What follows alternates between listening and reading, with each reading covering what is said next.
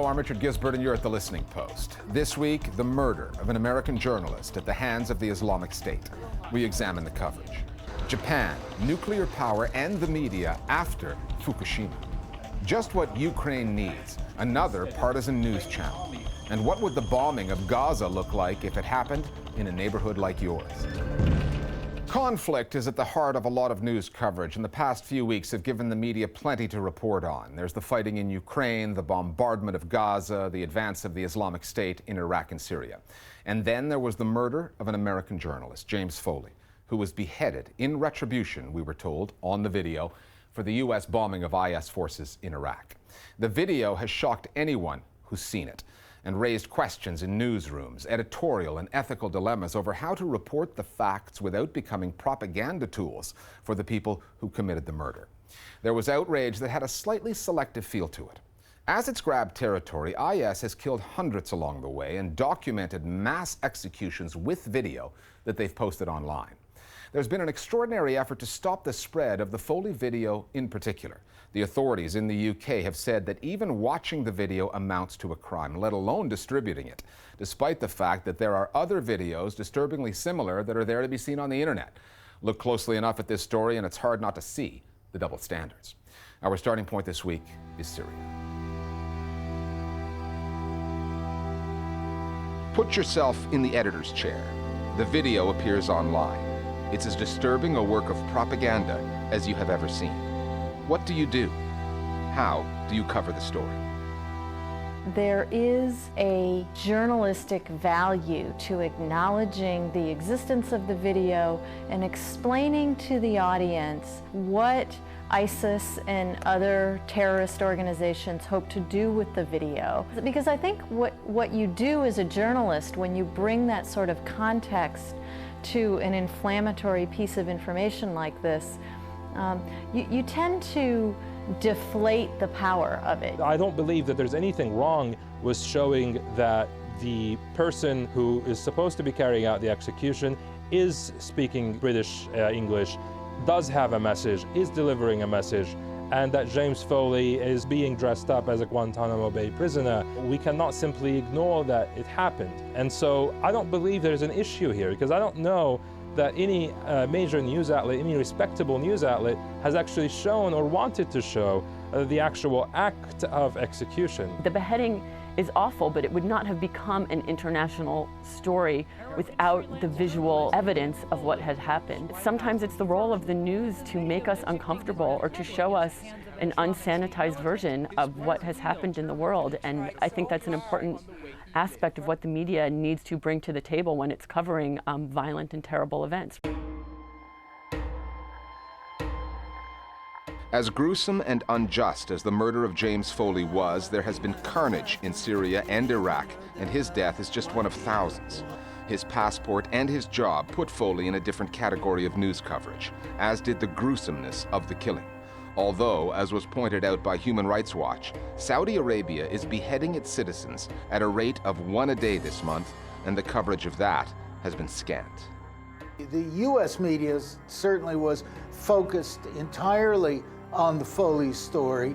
ISIS or ISL, and any stories about that, scare stories, are good news, very welcome, whereas who cares about the Saudis? Well, the Saudis have been cutting off people's heads for as long as anyone can remember. One of the people whose head was cut off, it was charged with witchcraft.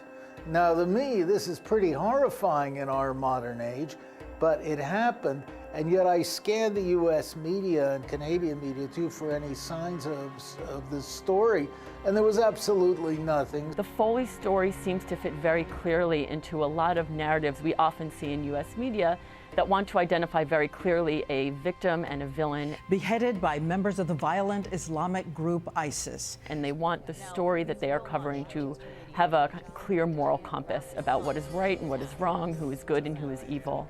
Where the story in Saudi Arabia, certainly from a U.S. perspective, is more complicated and ambiguous. We're not sure how to slot the people who were beheaded into these predetermined categories. All media exists not in a vacuum, but in relationship to an audience. And all journalism is going to naturally be more sympathetic and more aligned with the audience it serves than with a distant, remote audience. So when a Westerner is executed, Western nations pay more attention. And journalists, in fact, struggle with this all the time. They recognize that there are unjust deaths around the world every single day. But if you overload your audience with information that it doesn't find compelling or interesting, your audience will simply turn away, and you have in essence become ineffective. The Foley video was designed to provoke a response, and it did that. The Israeli Prime Minister Benjamin Netanyahu quickly likened the IS and Hamas. Hamas is ISIS, ISIS is Hamas. They're the enemies of peace. They're the enemies of Israel. They're the enemies of all civilized countries. He was condemned on Twitter for exploiting the death of a journalist for propaganda purposes. Both the American president and the British Prime Minister made brief statements to the cameras, talking tough, before immediately returning to their respective vacations. And the police in London issued a statement warning that disseminating extremist material within the UK may constitute an offence. Not only that, so is downloading it and viewing it. The law in question, Britain's anti-terrorism legislation. To try to control the image seems to be a little bit of a misplaced moralism. The video is the story. The Foley story would not have gotten the national attention that it did if the video, the visual evidence of what happened, was not a part of it. So I think it's important for people to understand that the video itself is part of the story. And so to try to then prevent that from being spread is a way of almost trying to censor what the news is itself. And there's something about an official ban that makes people, the curious, the defiant, want to watch when told to look away. It is difficult, if not impossible, to judge whether what the IS gained through the video, the attention, the intimidation factor, is outweighed by the support it has lost. However, the early returns, judging from what can be seen online, are revealing, especially among the audience the Islamic State cares most about. The overwhelming majority of Arabic social media users were quite disgusted by this particular act, and it really made people begin to understand that ISIS seems to be a lot more focused on barbaric, grotesque use of violence than actually delivering something to the people it purports to be defending or fighting for. So it was a very interesting reaction for Arabic social media users who've overall seemed to have rejected and grew more educated, quite frankly, actually, about what ISIS is doing. If you are one of these extremist groups, you live in the media, and your first objective is to get yourself known everywhere and feared. One of the reasons the Iraqi army, or 3 divisions of it, ran away in the north was that everybody was so scared of the ISIS people. They're coming to cut their heads off. So in that sense, it works. But in the other sense, in North America, there's a hue and cry going on now about we've got to stop ISIS before they get to Philadelphia and Chicago. In other words, it's creating a warlike atmosphere. And here's one indication that the IS may have miscalculated.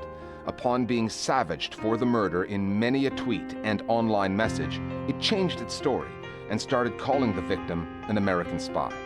There is no evidence of that. By all accounts, James Foley was a journalist and a good one. He was killed and became a big part of a story he simply wanted to cover. He, like every other victim of the fighting in Syria and Iraq, will be missed. Our Global Village voices now on the coverage of the Islamic State and the murder of James Foley.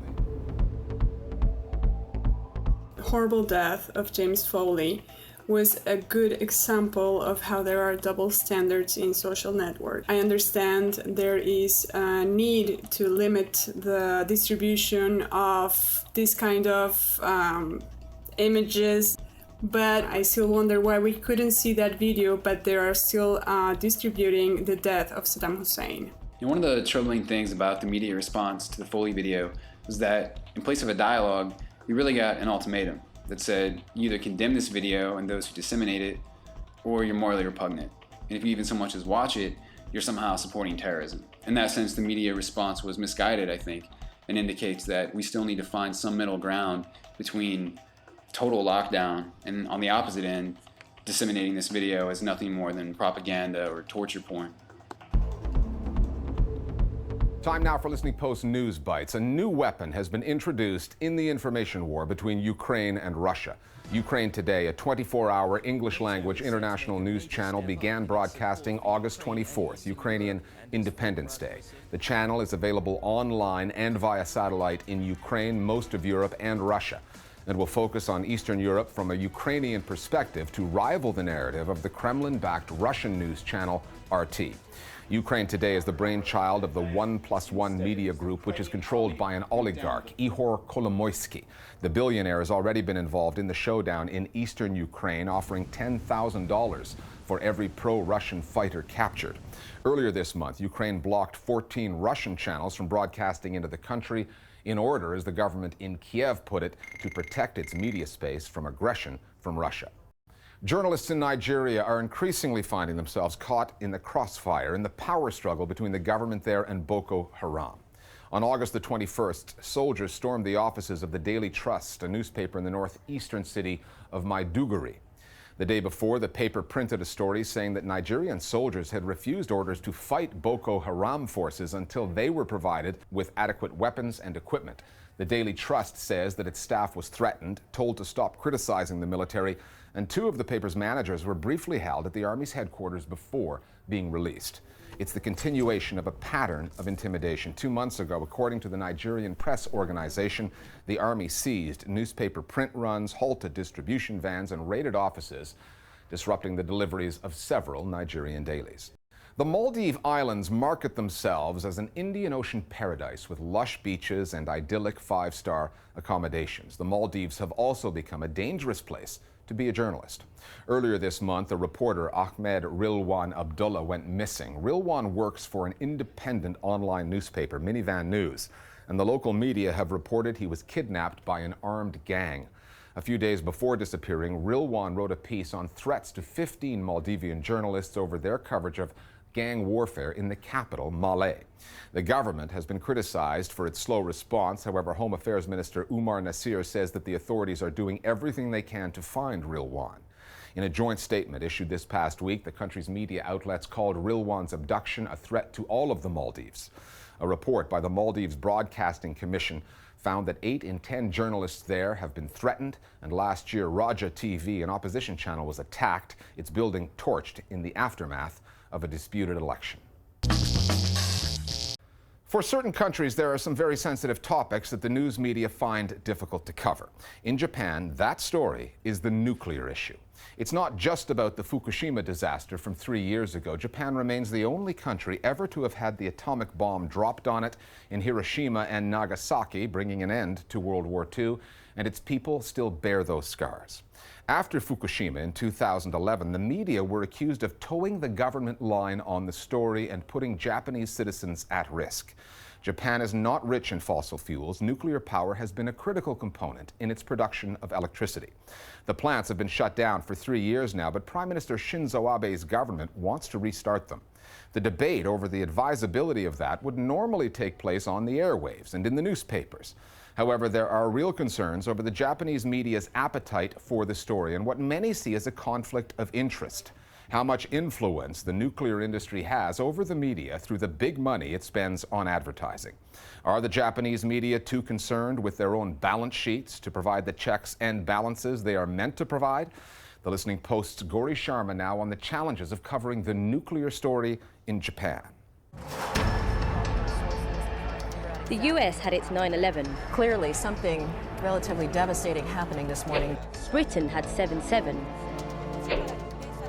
And in March 2011, an earthquake in Japan set off a tsunami which triggered a meltdown of 3 nuclear power plants in Fukushima. 福島第一原発の1号機で今日午後3時半過ぎに爆発音が聞こえ、白煙が上がったということです。That disaster became known as Japan's 3/11. The initial reports by the Japanese media were very underplayed. You would think that with the disaster that happened in 3/11, that people would have been more outraged or more angry from the start, but it was a very slow burn. The media are responsible for unnecessarily exposing people to radiation. タバコに比べるともう全然発がんの恐れっていうのは少ない。 It's not only the responsibility of the government, it's also the responsibility of the Japanese media, who didn't report events or tell people the facts. The media couldn't judge whether this information was correct or not. So that's why they want to stay on the safe side, and that is why they almost stick to the information from the government. They didn't want to give the public wrong information because of this dangerous situation. A dangerous situation that Japan's media were accused of making worse. Viewers were told that the amount of radiation leaked was not hazardous. 今回の福島原発事故の場合は全く心配はいりません。 The reports were wrong. Media analysts say that not much has changed since the disaster. 水質検査やってますけれども、今のところその汚染物質は検出されてない。 If anything, some argue, the situation has deteriorated. And many blame a new law, the so-called Designated Secrecy Bill, written by the Abe government and passed in Parliament. The law makes it illegal for journalists not only to publish, but even to try and obtain state secrets.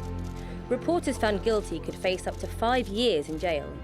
The law is set up so that if you know something that is a state secret, that the Japanese government, any branch of the Japanese government can designate something a state secret. And of course they're going to designate anything with nuclear power a state secret. It's more than a State Secrecy Act. It actually functions as an anti-whistleblower law. And what's one of the most disturbing elements of that is that there's no supervisory board. There's no external public board that reviews whether or not what's determined a state secret or the prosecution of people under this act is indeed being taken care of independently. This is a story with political, economic, and environmental elements. In the aftermath of Fukushima, Japan temporarily shut down its nuclear plants, and now 90% of its electricity is generated from fossil fuels, which are imported. 4 months ago, Prime Minister Shinzo Abe announced plans to resume nuclear power generation. Analysts say the coverage of the nuclear story in Japan is compromised because major institutions have grown too close. The government is tied to the nuclear industry, companies like Tokyo Electrical Power Plant, TEPCO. TEPCO spends big money on advertising, and media outlets don't want those ad revenues to go away. Advertising budgets are one of the most important ways that industries exert pressure on the media in Japan, and the electricity companies are very much involved in this. Their industry advertising budget is about 70 billion yen each year, and TEPCO spends about 20 billion yen each year on advertising alone. Media outlets are very concerned about this crucial source of funding. Japan's nuclear energy industry is controlled by the IAEA. The experts and journalists under the control of the IAEA write articles and reports. They aim to restart the nuclear power plants which are currently not operating. This is the mission that the specialists have been given by the government. To achieve this, it's better for them that the true facts about the effects of the accident don't exist. There's a lot of money to be lost. Most people who are at the top of Japanese media and organizations know that if you offend Tokyo Electric Power Company, not only do you risk losing advertising dollars from them, but if TEPCO complains to their friends in Toyota or Asahi Biru, that you could lose even more advertising dollars. So it's about money, it's not about public interest. Japanese newspapers, unlike television, are more reliant on subscriptions as a revenue source. They are less dependent on advertising. Usually, Japan has a vibrant media landscape, which operates on what is known as the Keisha Club system, associations of journalists given access to government and business officials. There are 5 terrestrial TV channels, the biggest one being NHK, funded by citizens who pay an annual license fee. But in recent months, it's had to fend off criticism. In January, veteran NHK radio commentator Toru Kikita resigned after 20 years amid accusations that the broadcaster told him not to discuss nuclear power on his show until after an upcoming election. That came just after NHK's previous chairman, Masayuki Matsumoto, abruptly left, with reports suggesting that he was pushed out for critical coverage on issues like the nuclear industry. It's his replacement, Katsutomomi, who has proved the most controversial. He's very close to Prime Minister Abe and very well known for having right-wing nationalist opinions. But when he assumed the position, he very early on made a couple of inflammatory statements.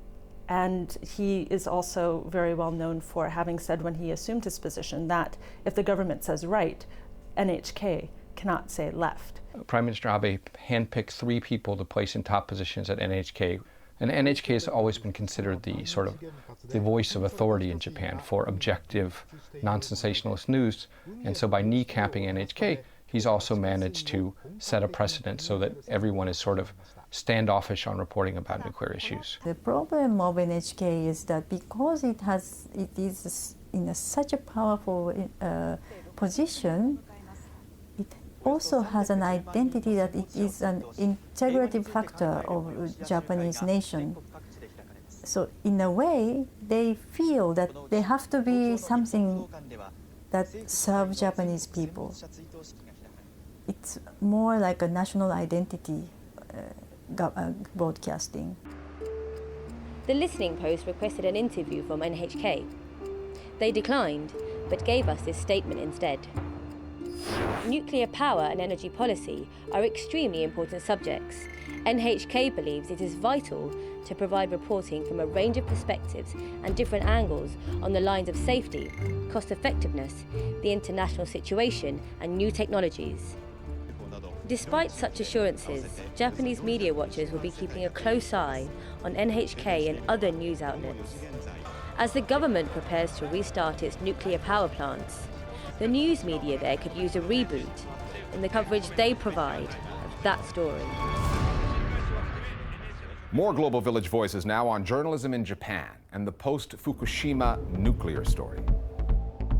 私が一番そのニュースの中で危惧しているのは放射線に対する知識に関してです。あまりにも放射線に対する知識というのが正しいものが報道されていないように感じていて、例えば 0.5 マイクロシーベルトといった時の、大体それがどれくらいの線量でそこに住む住まない云々のことに関してもどれぐらいのジャッジメントができるかということがパッと、分かる人が非常に少ないのではないかなと。Journalists in Japan are somehow under control. They are very careful not to cross certain lines, and self-censorship is quite common. Commercial interest strongly influences reporting on nuclear issues. Freelancers and independent journalists sometimes manage to fill the gap of information with their stories, but they are very discriminated against by the government and by the Japanese media system itself. As a result, in many cases, journalists just repeat what the government or the companies want them to tell the public. Finally, last month, Google was forced to remove a mobile phone app from its App Store because the game offended a lot of people. It was called Bomb Gaza and had been downloaded about 1,000 times. There have been other games like it, Gaza Assault, Code Red, and Iron Dome. All of the games have prompted some sort of public backlash, and in the case of a filmmaker based in Toronto, John Grayson, they've provoked a response. In order to put the bombing of a distant place like Gaza into context for Canadians, he designed a spoof video that looks like a game, and he called it Gazonto. It imposes the map of Gaza over the city of Toronto and shows what a bombing campaign that hits cafes, schools, and hospitals would look like in North America. It's a video that hits home. We'll see you next time here at the Listening Post.